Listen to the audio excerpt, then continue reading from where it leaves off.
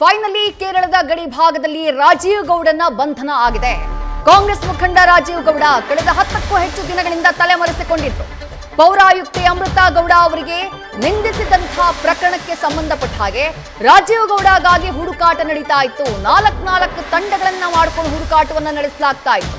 ಶಿಡ್ಲಘಟ್ಟದ ಪೌರಾಯುಕ್ತೆಗೆ ಧಮಕಿ ಹಾಕಿದಂತಹ ಪ್ರಕರಣದಲ್ಲಿ ಫೈನಲಿ ಕೇರಳ ಗಡಿ ಭಾಗದಲ್ಲಿ ಕಾಂಗ್ರೆಸ್ ಮುಖಂಡ ರಾಜೀವ್ ಗೌಡ ಬಂಧನ ಆಗಿದೆ.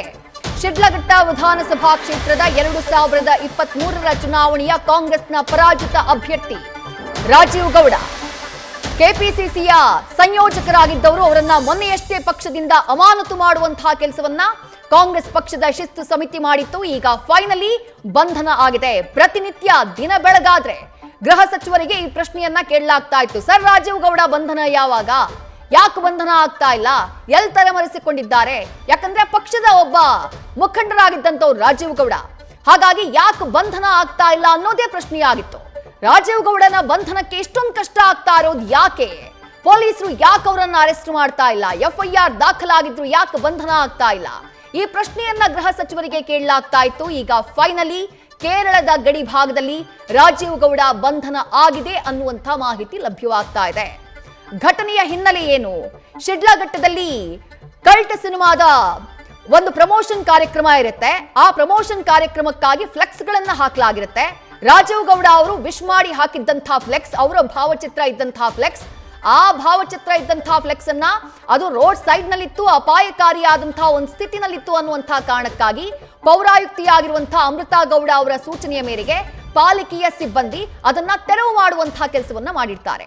ಅದನ್ನ ತೆರವು ಮಾಡಿದ್ದಕ್ಕೆ ಆಕ್ರೋಶಗೊಂಡಿದ್ದಂತಹ ರಾಜೀವ್ ಗೌಡ ಪೌರಾಯುಕ್ತೆ ಅಮೃತಾ ಗೌಡ ಅವರಿಗೆ ಕರೆ ಮಾಡಿ ವಾಚಾಮಗೋಚರವಾಗಿ ನಿಂದಿಸುವಂತಹ ಕೆಲಸವನ್ನ ಮಾಡಿದ್ರು. ಬೆಂಕಿ ಹಚ್ತೀನಿ, ಅದನ್ನ ಮಾಡ್ತೀನಿ, ಇದನ್ನ ಮಾಡ್ತೀನಿ, ಕೆಟ್ಟ ಕೊಳಕು ಪದಗಳು ಅಮೃತಾ ಗೌಡ ಅವರಿಗೆ ಅವ್ರು ಬಳಕೆ ಮಾಡಿದ್ದು. ಅದಾದಂತಹ ನಂತರದಲ್ಲಿ ದೊಡ್ಡ ಮಟ್ಟದಲ್ಲಿ ಇದು ಸಂಚಲನವನ್ನ ಕ್ರಿಯೇಟ್ ಮಾಡುತ್ತೆ. ರಾಜೀವ್ ಗೌಡ ಕ್ಷಮೆಯಾಚನೆಯನ್ನ ಮಾಡುವಂತಹ ಕೆಲಸವನ್ನ ಮಾಡ್ತಾರೆ. ಆದ್ರೆ ಮಾಡಿದಂತಹ ತಪ್ಪನ್ನ ಮನ್ನಿಸೋದಕ್ಕೆ ಸಾಧ್ಯ ಇದೆಯಾ? ಅಮೃತಾ ಗೌಡ ಅವರು ಹೋಗಿ ಕಂಪ್ಲೇಂಟ್ ಅನ್ನ ಕೊಡ್ತಾರೆ. FIR ದಾಖಲಾಗುತ್ತೆ. FIR ದಾಖಲಾದಂತಹ ನಂತರದಲ್ಲಿ ರಾಜೀವ್ ಗೌಡ ಬಂಧನ ಆಗಬೇಕು ಅನ್ನುವಂತಹ ಒತ್ತಡ ಹೆಚ್ಚಾಗುತ್ತೆ. ವಿಪಕ್ಷ ಬಿಜೆಪಿಯು ಈ ಬಗ್ಗೆ ದೊಡ್ಡ ಮಟ್ಟದಲ್ಲಿ ಆಗ್ರಹವನ್ನ ಮಾಡುವಂತಹ ಕೆಲಸವನ್ನ ಮಾಡುತ್ತೆ.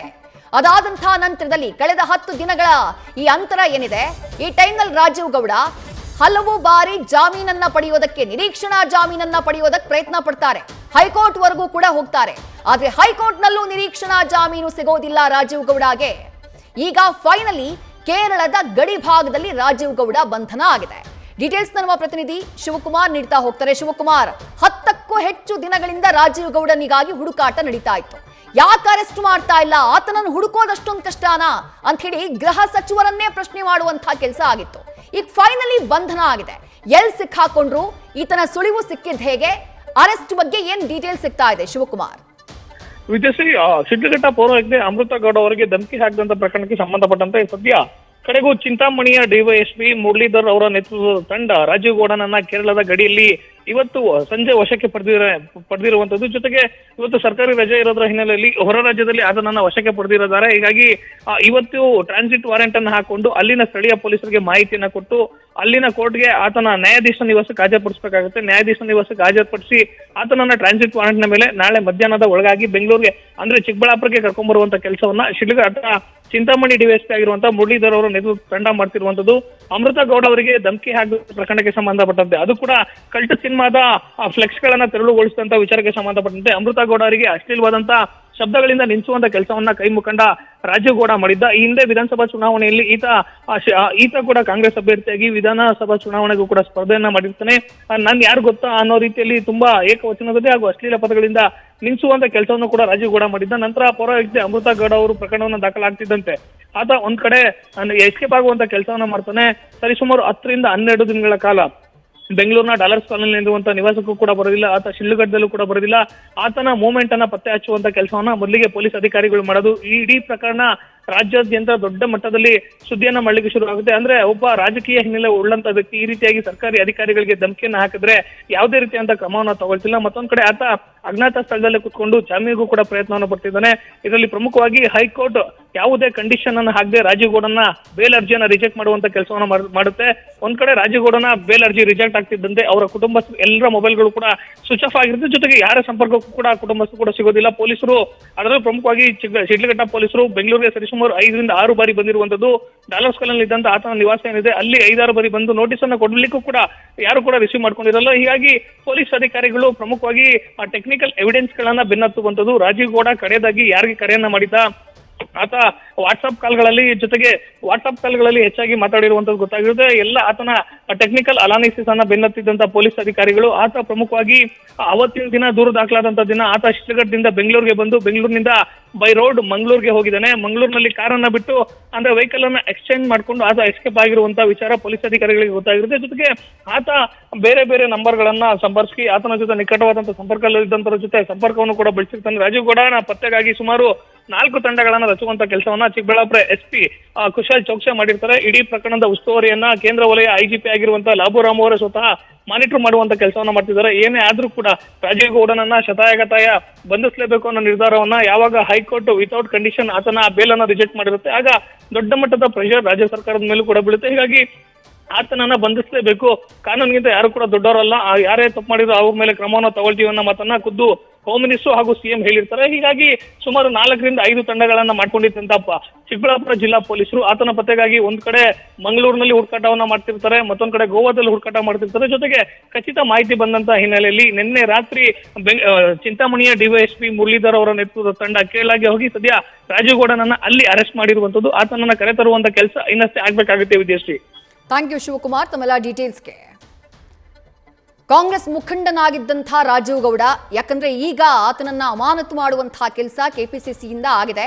ಕಳೆದ 3-4 ದಿನಗಳ ಹಿಂದೆ ಕೆಪಿಸಿಸಿಯಿಂದ ಸಸ್ಪೆಂಡ್ ಮಾಡಿ ಆದೇಶವನ್ನ ಹೊರಡಿಸಿದ್ರು. ಯಾಕೆ ಅರೆಸ್ಟ್ ಆಗಲಿಲ್ಲ ಅನ್ನೋದೇ $1 ಮಿಲಿಯನ್ ಪ್ರಶ್ನೆಯಾಗಿತ್ತು. ಒಬ್ಬ ರಾಜೀವ್ ಗೌಡನನ್ನ ಹುಡುಕೋದು ಅಷ್ಟೊಂದು ಕಷ್ಟನಾ? ಇದು ಕೇಳಿ ಬರ್ತಾ ಇದ್ದಂಥ ಪ್ರಶ್ನೆ. ದಿನ ಬೆಳಗಾದ್ರೆ ಗೃಹ ಸಚಿವ ಡಾಕ್ಟರ್ ಜಿ ಪರಮೇಶ್ವರ್ ಅವರು ಫೇಸ್ ಮಾಡ್ತಾ ಇದ್ದಂಥ ಪ್ರಶ್ನೆ. ಈಗ ಫೈನಲಿ ಆತನ ಬಂಧನ ಆಗಿದೆ. 4 ತಂಡಗಳನ್ನ ಕಟ್ಕೊಂಡು ಈತನಿಗಾಗಿ ಶೋಧ ಕಾರ್ಯ ನಡೀತಾ ಇತ್ತು. ಗೋವಾದಲ್ಲಿ ಜೊತೆಗೆ ಕೇರಳ ಗಡಿ ಭಾಗದಲ್ಲಿ ಎಲ್ಲಾ ಕಡೆ ಪರಿಶೀಲನೆಯನ್ನ ಮಾಡ್ತಾ ಇದ್ರು. ಈ ಪರಿಶೀಲನೆಯ ಬಳಿಕ ಫೈನಲಿ ಇವತ್ತು ರಾಜೀವ್ ಗೌಡನ ಬಂಧನ ಆಗಿದೆ.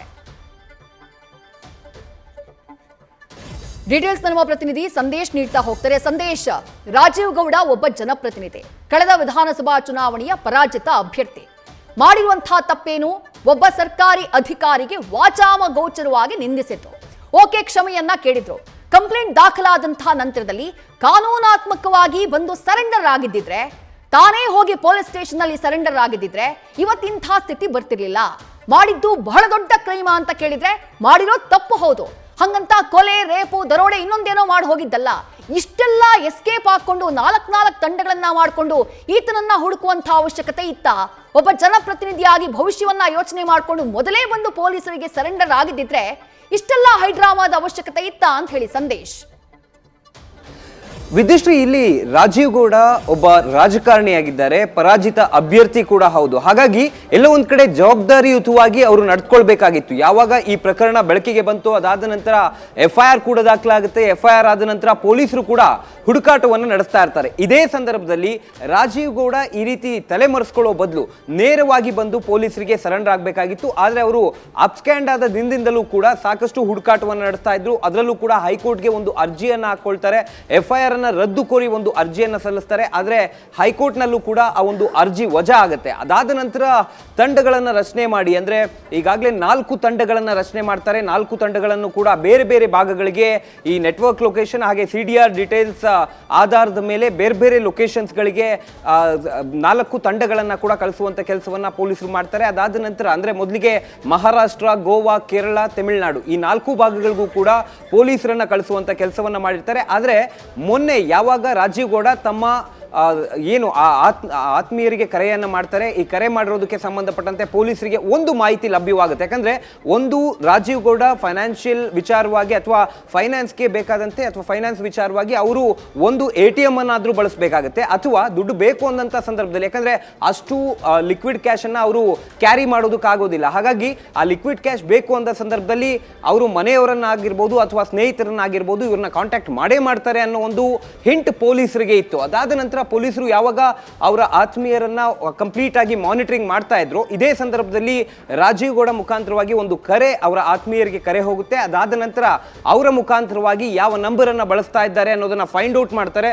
ಫೈಂಡ್ ಔಟ್ ಮಾಡಿದ ನಂತರ ಕೇರಳಗೆ ಅವರು ತೆರಳ್ತಾ ಇದ್ದಾರೆ ಅನ್ನೋ ಒಂದು ಮಾಹಿತಿ ಯಾವಾಗ ಲಭ್ಯವಾಗುತ್ತೋ ಅದಾದ ನಂತರ ಚಿಂತಾಮಣಿ DYSP ಮುರಳೀಧರ್ ಅವರ ಒಂದು ನೇತೃತ್ವದ ತಂಡ ಕೇರಳ ಗಡಿ ಭಾಗದಲ್ಲಿ ರಾಜೀವ್ ಗೌಡ ಅವರನ್ನ ಬಂಧನ ಮಾಡಿರುವಂಥದ್ದು. ಅಂದ್ರೆ ಕಂಪ್ಲೀಟ್ ಆಗಿ ಇಷ್ಟೊಂದು ಹೈ ಡ್ರಾಮಾ ಬೇಕಿತ್ತ?